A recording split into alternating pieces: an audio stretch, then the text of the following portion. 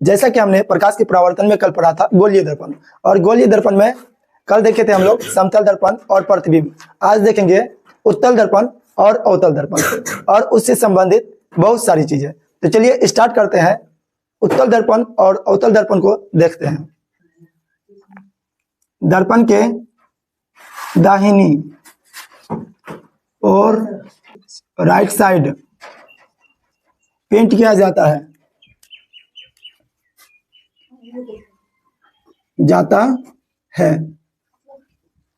चलो लिखो, प्रकाश सदैव लेफ्ट साइड से आती है। प्रकाश सदैव लेफ्ट साइड से आती है। अगला लिखेंगे, वस्तु को सदैव लेफ्ट साइड रखा जाता है।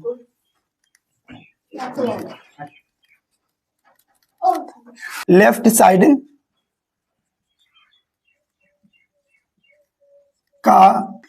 साइड का सभी मान नेगेटिव होता है।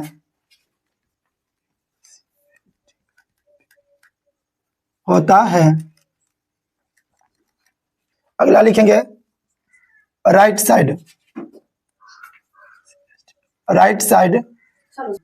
साइड का सभी मान पॉजिटिव होता है।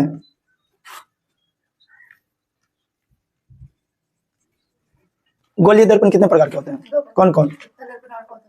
अवतल दर्पण, ठीक है। तो गोलीय दर्पण किसी खोखले का क्या होता है? भाग होता है। क्लियर है? ये कौन सा दर्पण बना?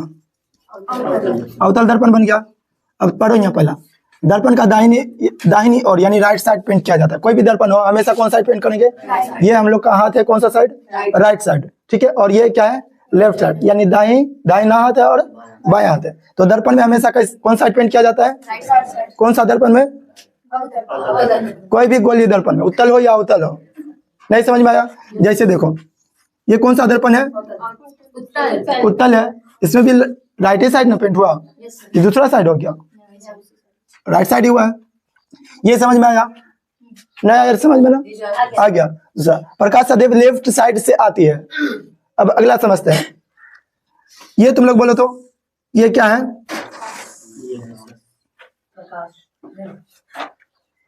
मुख्य अक्ष है।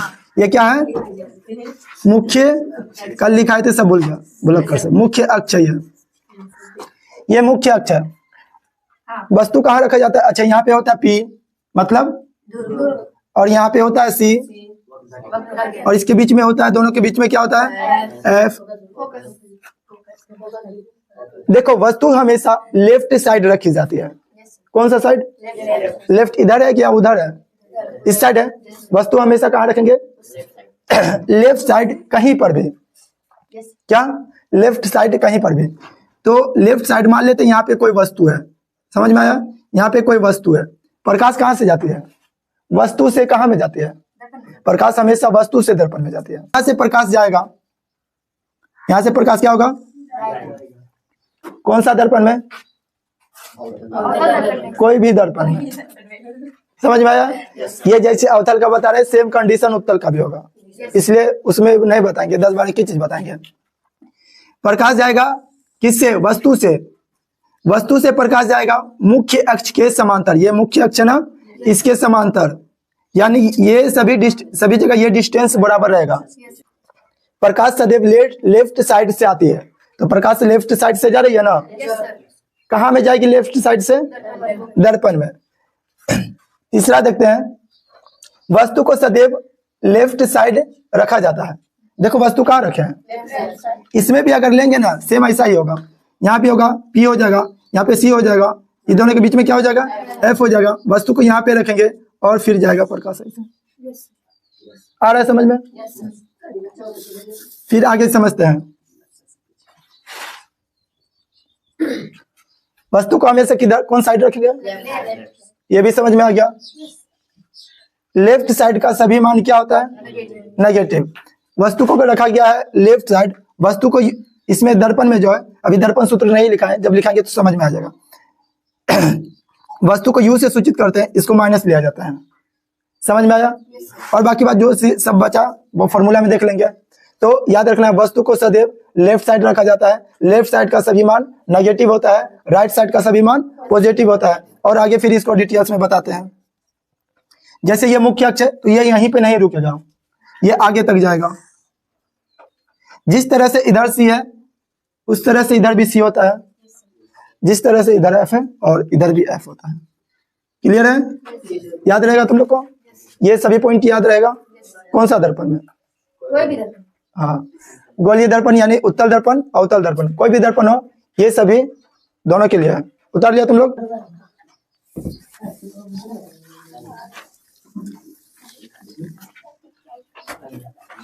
तो हम लोग पढ़े थे गोलीय दर्पण दो प्रकार के होते हैं, उत्तल और अवतल। दो को होता है। क्या उत्तल अवतल हम लोग पढ़ चुके हैं? नहीं। तो चलो अवतल स्टार्ट करते हैं। किसको? तो अवतल लिख के दे दो, अवतल दर्पण। अवतल दर्पण, चलो लिखो। जिस दर्पण का परावर्तक सतह धंसा हुआ होता है उसे अवतल दर्पण कहते हैं। जिस दर्पण का परावर्तक सतह धंसा हुआ होता है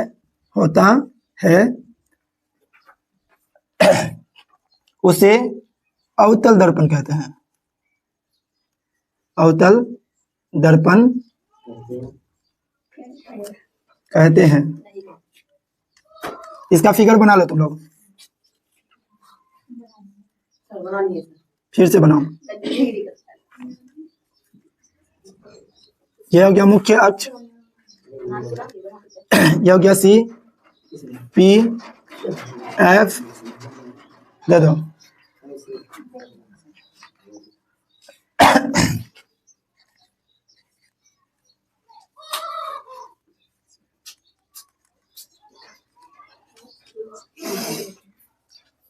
अवतल दर्पण पढ़ रहा है ना? चलो, अब अवतल दर्पण में फिगर बनेगा, प्रतिबिंब बनेगा कि नहीं? तो प्रतिबिंब कहीं पे भी रख सकते हैं, तो जहां पे रखेंगे अलग अलग तरीका का बनेगा। तो कहाँ पे कैसा बनेगा पता है तुम लोग को? नहीं पता? तो चलो पता करते हैं कहाँ पे कैसा बनेगा। विभिन्न स्थितियों में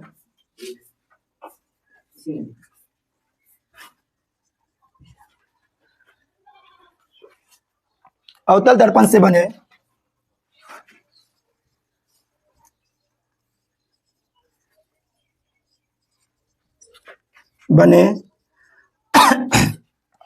प्रतिबिंब की स्थिति, प्रतिबिंब की स्थिति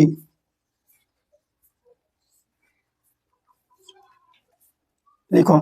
एक नंबर लिखेंगे, जब वस्तु अनंत पर हो, अनंत पर हो, यानी जब वस्तु अनंत पर होगा तो प्रतिबिंब कैसा होगा? समझ में आया? अवतल दर्पण पर है इसलिए ऐसा बनेगा। मुख्य अक्ष लेंगे, यहाँ पे क्या हो जाएगा? सी नहीं होगा, ये दोनों के बीच में क्या होगा? एफ। वस्तु कहाँ पे रखेंगे? लेफ्ट साइड अनंत में। अनंत में मतलब सी के बाद ही आएगा, तब अनंत का मतलब समझ लेना सी के बाद, कहीं पे भी रख सकता है। तो मान लेते हैं वस्तु यहाँ पे रख दें, ठीक है? वस्तु यहाँ पे रख दें। क्लियर है? ये अनंत है, इन्फिनिटिव का मतलब होता है अनंत। यहाँ पे वस्तु है। अब वस्तु से प्रकाश कहाँ जाएगा? दर्पण में मुख्य अक्ष के समांतर गुजरेगा। तुम लोग कोशिश करना सीधा गुजरना, मेरा कैसा गुजर रहा पता नहीं। यहाँ पे वस्तु है अनंत में, और देखो दर्पण में, दर्पण से टकराने के बाद प्रकाश हमेशा फोकस से गुजरेगा। कहाँ से? तो इसको फोकस से गुजार देंगे। क्लियर है? यहाँ से इस कंडीशन में प्रकाश से दो, यानी वस्तु से दो प्रकाश गुजरेगी और दोनों फोकस से ही गुजरेगा, इस टाइप से गुजरेगा। ये फिगर बनाओ, फिर समझाते हैं। अब इससे पता करेंगे प्रतिबिंब कैसा बना। पहले तुम लोग को काम है कि फिगर बनाने सीखना है, और इससे पता चल जाएगा कि प्रतिबिंब कैसा बना। अगर इसको बनाने सीख गया तो मतलब याद करना कम पड़ेगा। बाकी बात हम लिखा भी देंगे, तुम लोग को जैसे याद होगा कर सकते हैं। वस्तु से हमेशा दो प्रकाश गुजरेगा। कितना प्रकाश? और एक जाएगा मुख्य अक्ष के समांतर और गुजरेगा हमेशा एफ से। दूसरा प्रकाश कैसे भी गुजर सकता है। देखो मुख्य अक्ष के समांतर क्या, दोनों प्रकाश कहाँ पे कट रहा है? दोनों प्रकाश जहाँ पे कटेगा प्रतिबिंब वहीं पे बनेगा। दोनों प्रकाश की किरणें जहाँ पे कटेगी प्रतिबिंब वहीं पर बनेगा। यानी वस्तु अनंत पर रखेंगे तो प्रतिबिंब कहाँ पे बन रहा है? फोकस पर। प्रकाश जहाँ पे कटेगा प्रतिबिंब वहीं पर बनेगा। अच्छा, वस्तु यहाँ रखे थे, वस्तु के इधर ही बन रहा है ना? वस्तु रखे थे यहाँ, वस्तु के इधर ही प्रतिबिंब बन रहा है, मतलब वस्तु से छोटा बन रहा है। अगर वस्तु यहाँ रखे थे और प्रतिबिंब यहाँ कटता, दोनों प्रकाश मान लेते एक एग्जाम्पल यहाँ पे कटता, सॉरी मान लेते यहाँ पे कटता, तो वस्तु रखे इसके सीधा यहाँ देखो, लेकिन प्रकाश दोनों प्रकाश यहाँ पे कटा, तो समझ लेना कि जहाँ पे वस्तु रखेंगे उसके बाद अगर कटेगा प्रकाश, दोनों प्रकाश, तो बाद कटेगा तो बड़ा, अगर पहले कटेगा तो छोटा। नहीं समझ में आया? अब देखो हम लोग वस्तु तो रखे यहाँ पे, वस्तु यहाँ पे रखे, दोनों प्रकाश कटा यहाँ पे, तो प्रतिबिंब यहीं पे बना। वस्तु से पीछे इधर ही बन गया ना, तो बन गया इधर। तो पहला बात तो प्रतिबिंब एफ पर बनेगा, यानी फोकस पर बनेगा। दूसरा बात छोटा बनेगा कि बड़ा? छोटा बन जाएगा। और वास्तविक और बहुत छोटा का मतलब, तो लिख लेंगे प्रतिबिंब कैसा बनेगा। प्रतिबिंब की स्थिति लिखेंगे। लिखो प्रतिबिंब की स्थिति।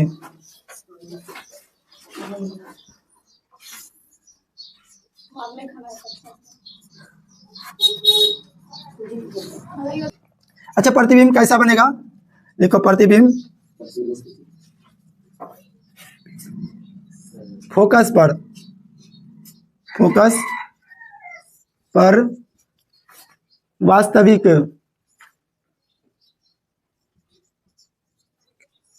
उल्टा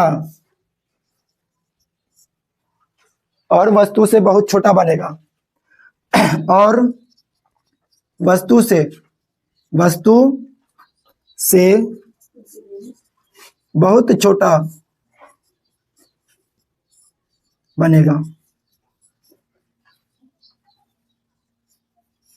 इसमें 4 आंसर है, चारों बता देते हैं। सवाल कुछ भी बोल सकता है, वस्तु अनंत पर हो तो प्रतिबिंब कहाँ बनेगा? तो कहाँ बनेगा प्रतिबिंब? एक पहला तो ये पूछ सकता है, या दूसरा ये भी पूछ सकता है, अगर वस्तु अनंत पर हो तो प्रतिबिंब कैसा बनेगा? वास्तविक या काल्पनिक? वास्तविक। उल्टा बनेगा या सीधा बनेगा? उल्टा बनेगा। वस्तु से बड़ा बनेगा या वस्तु से छोटा? याद रहेगा तुम लोग को, ये पहला कंडीशन था जब वस्तु अनंत पर रखें। अब वस्तु को रखते हैं दूसरा जगह रख दें, वस्तु को आप रखते हैं अनंत से के बाद क्या है, सी पर रख के देखते हैं, रख दें। दूसरा नंबर देखते हैं, मिटा दे, ये सब उतर लिया तुम लोग।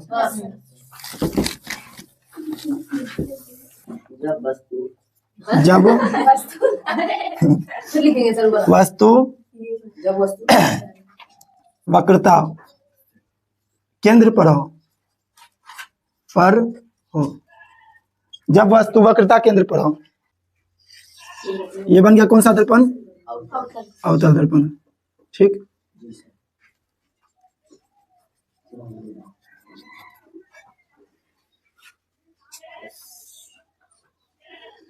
सी ले लेते हैं, पी ले लेते हैं और एफ। इस बार बोलो वस्तु को कहाँ पे रखेंगे? तो वस्तु को रख दें यहाँ पे, क्लियर है? यहाँ पे वस्तु हम रख दें, लो। अच्छा, वस्तु से अब क्या गुजरेगा? बकलवा प्रतिबिंब गुजरेगा। प्रकाश कहाँ में जाएगा? लो, दर्पण में गुजार दिया। दर्पण में जाने के बाद अब क्या होगा? परावर्तन होगा। परावर्तन होने के बाद कहाँ पे कहाँ से गुजरेगा? फोकस से। लो, फोकस से गुजार दिया। क्लियर है? अब दूसरा देखो, वस्तु से हमेशा 2 प्रकाश निकलेगा। अब दूसरा प्रकाश निकलेगा और जाएगा डायरेक्ट ध्रुव पे। कहाँ पे जाएगा? तो ध्रुव पे हम गुजार दें। यहाँ भी परावर्तन होगा, परावर्तन होने के बाद गुजरेगा तो गुजार देते हैं। अब सही कटा है? चेहरा कट गया? तुम लोग इंच से काटते रहना घर पे। हम यहाँ पे हाथ से काट रहे हैं, ठीक है? तुम लोग इंच से काटना। फिगर बना लो, फिर आगे देखते हैं। ये क्या जा रही है? प्रकाश जा रही है, ये भी प्रकाश है। लिखते हैं प्रतिबिंब की स्थिति।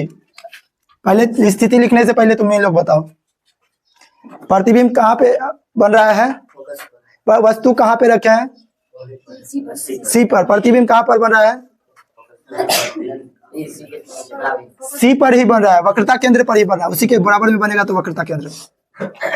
वस्तु रखे हैं वक्रता केंद्र पर, तो प्रतिबिंब बन रहा है वक्रता केंद्र पर ही। क्लियर है कि नहीं? अच्छा, इसमें प्रतिबिंब वास्तविक ही बन रहा है, यहाँ पे वास्तविक, ठीक है, वास्तविक बन रहा है और उल्टा। और नेक्स्ट तुम लोग को बताना प्रतिबिंब वस्तु के बराबर बन रहा है या बड़ा या छोटा, बराबर। जहां पे रखे तो वही बन गया, यानी बराबर बन रहा है। याद रहेगा। देखो एक चीज समझ लो, यहाँ पे सवाल तुम लोग से ये पूछेगा, फिगर तो हम भले बनवा दिए तुम लोग के जानकारी के लिए, बना रहे हैं, दिखा रहे हैं तुम लोग के जानकारी के लिए। सवाल यही पूछेगा कि वस्तु अगर वक्रता केंद्र पर रहे तो प्रतिबिंब कैसा बनेगा, वस्तु से बड़ा या छोटा, या वस्तु के बराबर, वास्तविक बनेगा या उल्टा बनेगा, यही पूछेगा तुम लोग से सवाल, ठीक है। लेकिन फिगर शायद ही पूछ सकता है, नहीं पूछता है ज्यादा, ठीक है। तो फिगर तुम लोग को जानकारी के लिए मतलब बनवा दिए, याद रखना। तो फिगर से ज्यादा याद रहेगा तुम लोग को, हमको लगता है फिगर से ज्यादा याद रहता है, तुम लोग को कैसे याद रहेगा पता नहीं। वस्तु की स्थिति देखते हैं, वस्तु नहीं प्रतिबिंब की स्थिति। प्रतिबिंब की स्थिति,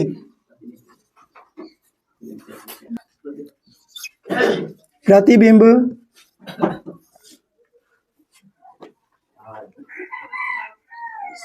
वक्रता केंद्र पर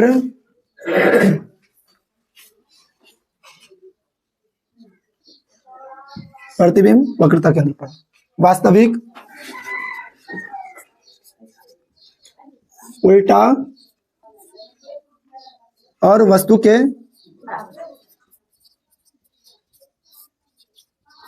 बराबर बनेगा। तो प्रतिबिंब कहाँ पे रखेंगे तो कैसा बनेगा, बराबर का बनेगा, पता चल रहा है तुम लोग को। सी पे रखेंगे तब बराबर बनेगा, अनंत पे रखेंगे तो बड़ा बनेगा कि छोटा। देखो जैसे जैसे हम लोग वस्तु को नजदीक लाते जाएंगे, वस्तु वैसे वैसे बड़ा होते जाएगा, और जैसे जैसे वस्तु दूर रखेंगे प्रतिबिंब उतना ही क्या होगा। चलो आगे चलते हैं, तब तुम लोग समझदार है। जब वस्तु कहाँ पे इस बार होगा, सी और एफ के बीच में हो। देखो जब वस्तु सी और एफ के बीच में हो, लो बना देते हैं, फिर से बना होता दर्पण, सब में फिगर ही बनेगा।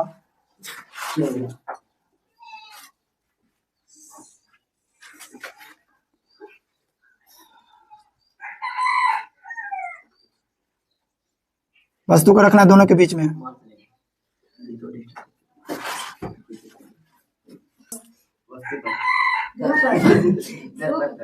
दर्पण पर, और गुजरेगा कहां से, इस बार जाएगा दो रूप पर। चलो फिगर उतारो,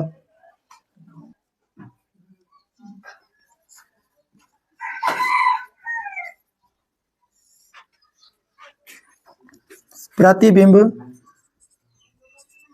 की स्थिति